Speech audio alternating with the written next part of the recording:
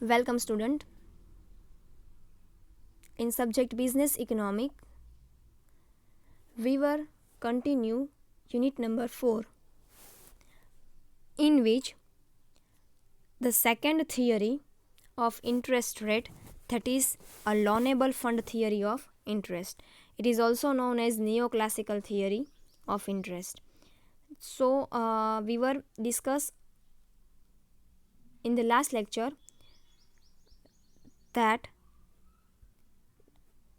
supply for the loanable fund and equilibrium between loanable fund demand and supply. બરાબર. તો અગાઉના લેક્ચરની અંદર આપણે ઇક્વિલિબ્રિયમ પોઈન્ટ અને આપણે એ પણ જોયું હતું કે ડિમાન્ડ અને સપ્લાય ઓફ લોનેબલ ફંડ, એટલે કે કયા કયા સોર્સિસ જે છે જેમાંથી આપણને કયા કયા સોર્સિસ, કયા કયા ઓપ્શન્સ હોય કે જેમાંથી લોનેબલ ફંડની ડિમાન્ડ છે એ ઉદ્ભવતી હોય, અરાઇઝ થતી હોય, અને કયા કયા સોર્સિસ છે કે જ્યાંથી એ ડિમાન્ડની જે સપ્લાય જે છે, લોનેબલ ફંડની સપ્લાય છે એ થતી હોય છે. And that is the demand for the loanable fund arises for mainly three objectives. First is investment demand, second is consumption demand, and third is demand for holdings, right?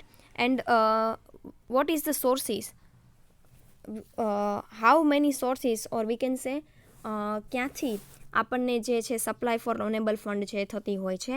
The first is સેવિંગમાંથી આપણને supply થતી હોય છે લોનેબલ ફંડની.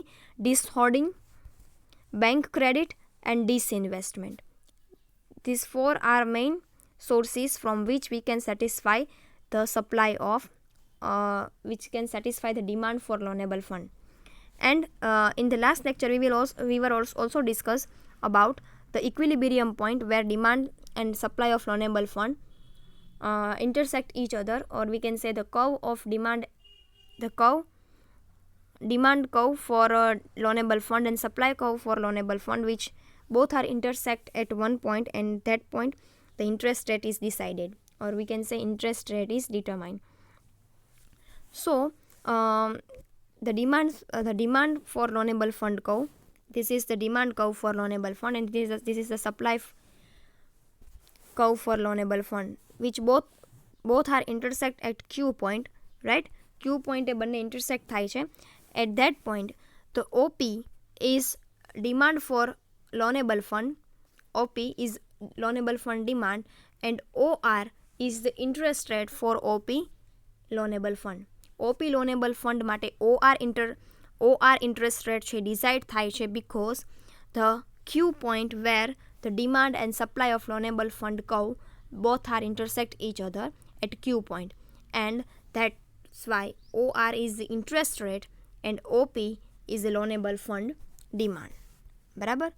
So now today we will discuss about the limitations of the loanable fund theory.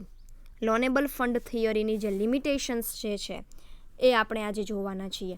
There are mainly 5 limitations. First is narrow in scope, second is economic development is not continuous process, third is unrealistic assumptions, fourth is no important to the role of government, and fifth is study of developed country only.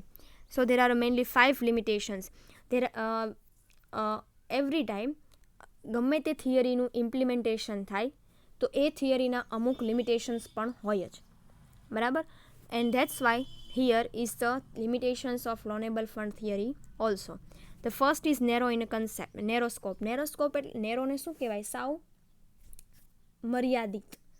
મર્યાદિત કાર્યક્ષેત્ર, મર્યાદિત ખ્યાલ છે. The neoclassical approach, we also know that the loanable fund theory is also known as a neoclassical theory.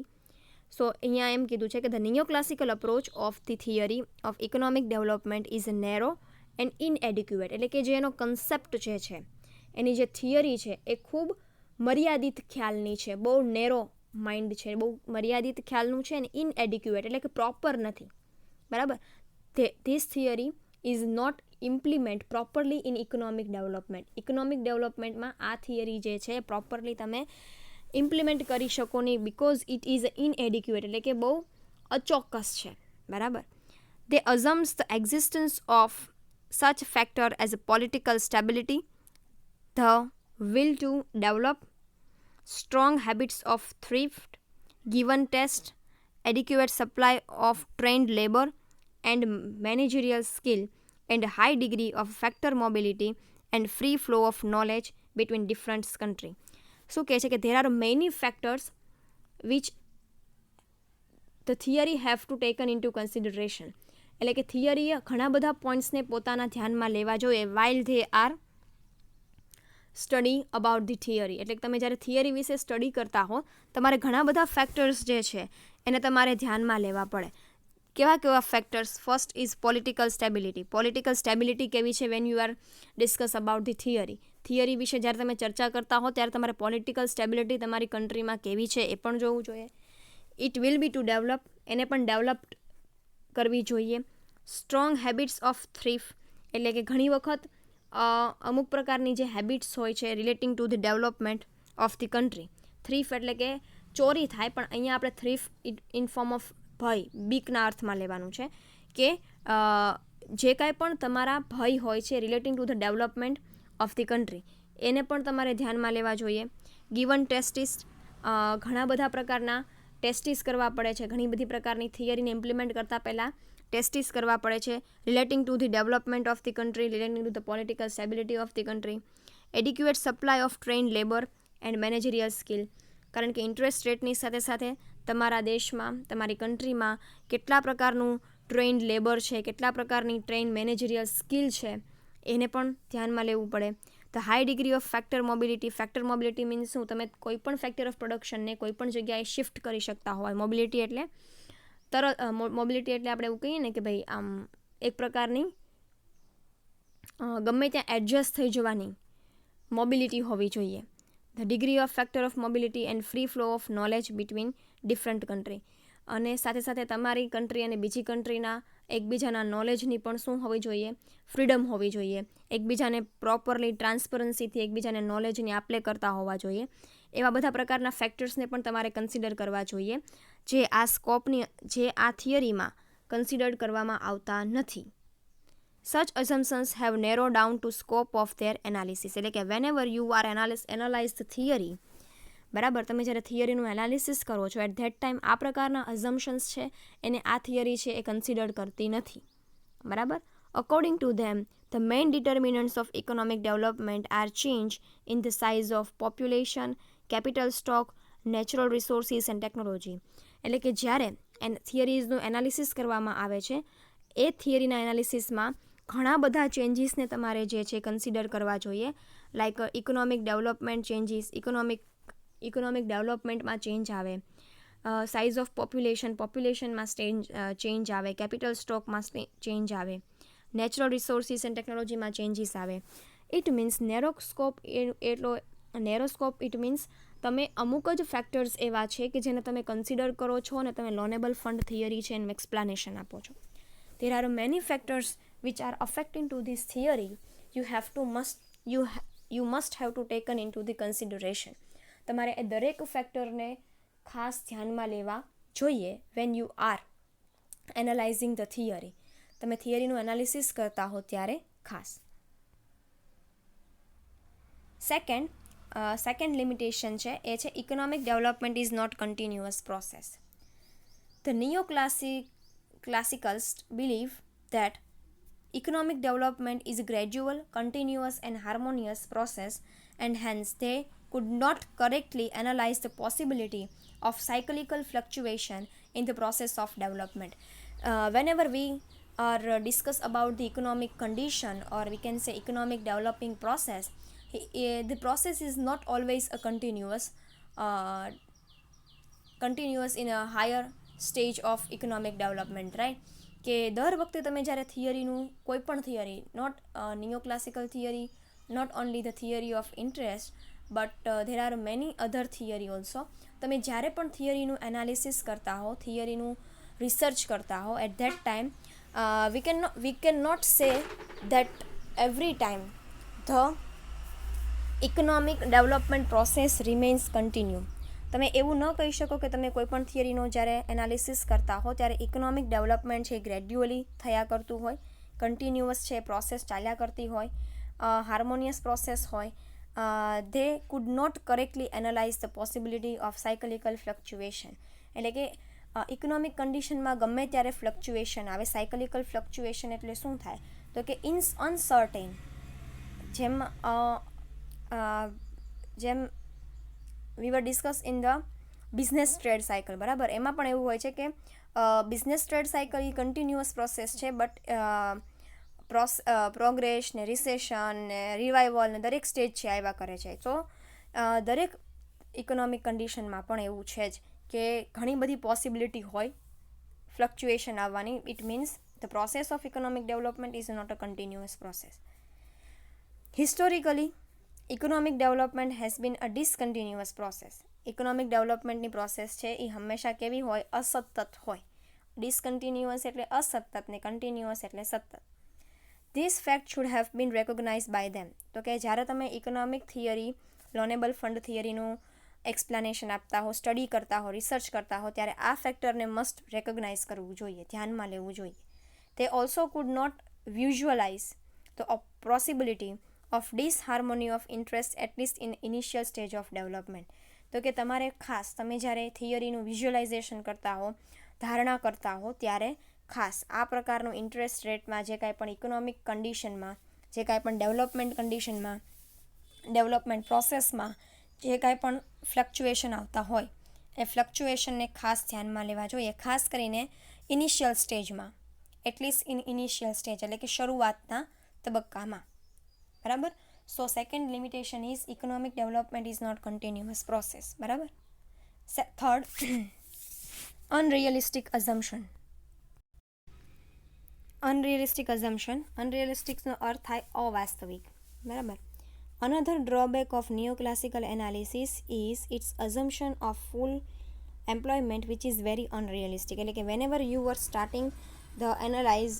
start the analysis of the neoclassical theory, at that time the third limitation or the third limitation is unrealistic assumption. એટલે કે ખોટી ધારણાઓ, અવાસ્તવિક ધારણાઓ. And એ ધારણા કઈ છે? Full employment situation. In any country, it is not possible that every people who are living in that country is a fully employed person. તમે એવું ન કહી શકો કે દરેક કન્ટ્રીમાં જે કોઈ પણ વ્યક્તિ રહે છે એ ફૂલ્લી એમ્પ્લોયડ છે, એટલે કે એને સંપૂર્ણપણે રોજગારી છે. એ એક પ્રકારની અનરિયલિસ્ટિક અઝમ્પશન છે, બરાબર. Because of this assumption, they could not analyze how an economy can be maintained at a full employment level. તો કે whenever you start the study, or we can say whenever you start the research about the theory, તો આ પ્રકારની assumption કે કોઈ પણ ઇકોનોમીમાં એક પ્રકારે ફૂલ એમ્પ્લોયમેન્ટ સિચ્યુએશન હોય એવું પોસિબલ નથી, બરાબર. In analysis how economy can maintain અટ a full employment level, બરાબર. In the field of capital formation, they tends to overemphasize the importance of interest rate and minimize that of institutional factors. તો કે ખાસ કરીને ફૂલ એમ્પ્લોયમેન્ટની જે assumption છે એ ખૂબ ખોટી છે. મતલબ કે ખાસ કરીને જો કોઈ પણ એવું એન્ટરપ્રાઇઝ હોય, એવી કોઈ પણ એક capital formation they tends to over emphasise એટલે કે વધુ પડતું તમે ખોટી એઝમ્પશન્સ કરો છો, એના ઉપર પાછો તમે એમ્ફસાઇઝ એટલે કે એના ઉપર પાછો તમે ભાર પણ મૂકો છો. Whenever you are decide the interest rate, તમે જ્યારે ઇન્ટરેસ્ટ રેટ નક્કી કરવા માટે આવી ખોટી અઝમ્પશન ઉપર પાછું એટલું તમે ફોકસ પણ કરો છો. એમ્ફસાઇઝ એટલે ભાર મૂકવો, ફોકસ પણ એટલો કરો છો જે ખોટું છે, બરાબર. કારણ કે અઝમ્પશન્સ જ ખોટા છે કે in every country there is a full employment situation, A possible નથી. કોઈ પણ કન્ટ્રીમાં ફૂલ એમ્પ્લોયમેન્ટ સિચ્યુએશન છે એ પોસિબલ નથી, બરાબર. તો આવા પ્રકારની ખોટી અઝમ્પશન્સ પણ ઇન્ટરેસ્ટ રેટની અસર કરે છે. Fourth, no importance to the role of government. તો કે ભાઈ ગવર્મેન્ટનું રોલ છે એનું કંઈ ઇમ્પોર્ટન્સ છે નહીં. The neoclassical could not recognise the important role which government can play in creating condition of economic development, બરાબર. એટલે કે અહીંયા જે કાંઈ પણ ગવર્મેન્ટનું જેટલું ઇમ્પોર્ટન્સ છે four creating the economic development એના માટે ગવર્મેન્ટનું ઇમ્પોર્ટન્સ છે એટલું બધું આપવામાં આવ્યું નથી. નોટ રેકગ્નાઇઝ ધ ઇમ્પોર્ટન્સ, એટલે કે ગવર્મેન્ટનું કેટલું ઇમ્પોર્ટન્ટ છે to balance the economic development એનું અહીંયા જે છે એ શું કરવામાં આવી છે, કહેવાય ને એનું અઝમ્પશન્સ છે એ ખોટું છે.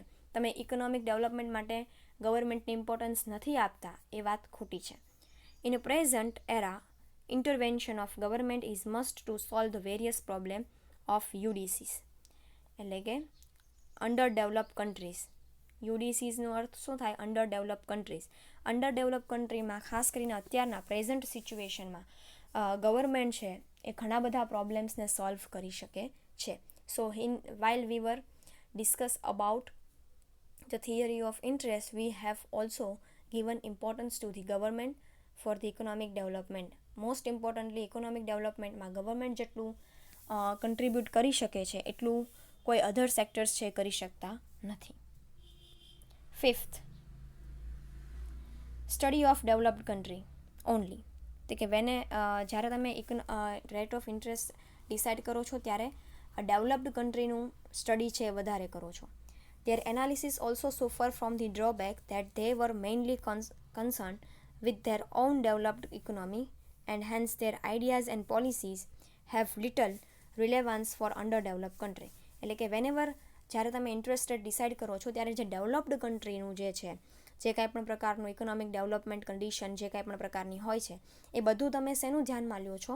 તો કે તમે ડેવલપ કન્ટ્રીનું ધ્યાનમાં લો છો. અંડર ડેવલપ કન્ટ્રીમાં શું સિચ્યુએશન છે, શું પોલિસી અંડર ડેવલપ કન્ટ્રી માટે હોવી જોઈએ એ તમે અલગ નથી આપતા. મતલબ કે તમારું મેઇનલી કોન્સન્ટ્રેટ શેના ઉપર હોય છે? ડેવલપ કન્ટ્રી ઉપર. The analysis also suffer a drawback. They were mainly concerned with their own developed economy. એટલે કે જે ડેવલપ ઇકોનોમી હોય એની કન્ડિશનને ધ્યાનમાં રાખીને ઇન્ટરેસ્ટ રેટ ડિસાઇડ થાય છે. Hence their ideas and policy have little relevance for underdeveloped country. તો કે તે જે કાંઈ પણ આઈડિયાઝ કે જે કાંઈ પણ પોલિસીઝ બનાવે છે એ બહુ ઓછી રિલેવન્સ હોય છે, રિલેવન્ટ હોય છે કોને? તો કે અંડર ડેવલપ કન્ટ્રીને. For instance their policies of free trade and international specialization can hardly solve the problem of underdeveloped country. For example, international ટ્રેડના જે કાંઈ પણ પ્રોબ્લેમ્સ છે, બરાબર, ઇન્ટરનેશનલ ટ્રેડને લઈને જે કાંઈ પણ ઇશ્યુઝ છે એ ખાસ કરીને ક્યાં જોવા મળતા હોય? તો કે અંડર ડેવલપ કન્ટ્રીમાં વધારે જોવા મળતા હોય છે કમ્પેર ટુ ડેવલપ કન્ટ્રી. તો કે ડેવલપ કન્ટ્રી છે ઇન્ટરનેશનલ ટ્રેડ સાવ ઇઝીલી કરી શકે છે, બટ અંડર ડેવલપ કન્ટ્રી છે એને માટે બહુ આ બધા પ્રોબ્લેમ છે એ ક્રિએટ થાય છે. સો there are mainly 5 limitations for loanable fund theory. First is narrow in scope. Second is economic development is not continuous process. Third is unrealistic assumptions. Fourth is not important to the role of government. And fifth is study of developed country only. So here your second theory of interest rate is complete, right? બીજી theory જે છે લોનેબલ fund theory એ અહીંયા પૂરી થાય છે. Thank you.